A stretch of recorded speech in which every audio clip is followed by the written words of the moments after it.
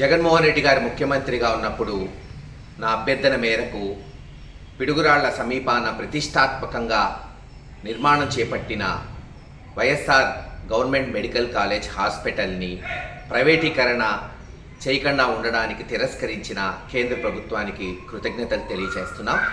అలాగే ఆ నిర్ణయానికి తలొగ్గి రాష్ట్ర ప్రభుత్వం ఈరోజు ప్రభుత్వ మెడికల్ కాలేజ్గానే దీన్ని కొనసాగించడానికి ముందుకొచ్చింది. స్వాగతిస్తున్నాం. నేను ముందే చెప్పా, ఏ మంచి పని మేము చేస్తున్న దాన్ని కొనసాగిస్తే దానికి ముమ్మాటికి మా అందరి సపోర్ట్ ఉంటుంది అని. దాదాపు 90% హాస్పిటల్ పూర్తయింది, 60% కాలేజు పూర్తయింది.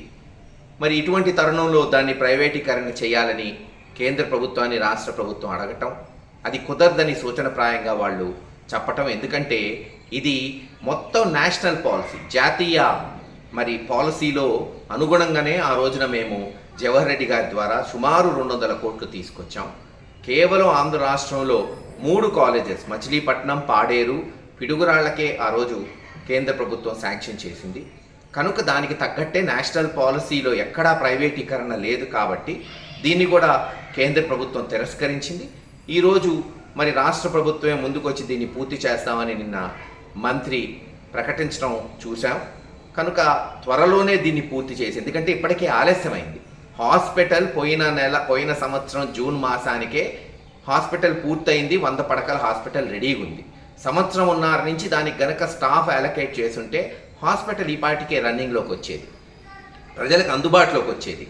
ఈరోజు ఆరోగ్యశ్రీ ఆగిపోయినా పల్నాడులో పేద ప్రజలకి వైద్య చికిత్సలు అందించగలిగేవాళ్ళం. కాలేజ్ కూడా ఈ సంవత్సరానికి అడ్మిషన్స్కి వచ్చాయి. ఇప్పటికే ఆలస్యమైంది సంవత్సరంన్నర. దయచేసి ఇప్పుడైనా సరే ఈ రాష్ట్ర ప్రభుత్వం చిత్తశుద్ధితో పనిచేసి వచ్చే సంవత్సరం కల్లా దాన్ని అందుబాటులోకి తీసుకురావాల్సిందిగా డిమాండ్ చేస్తున్నాం.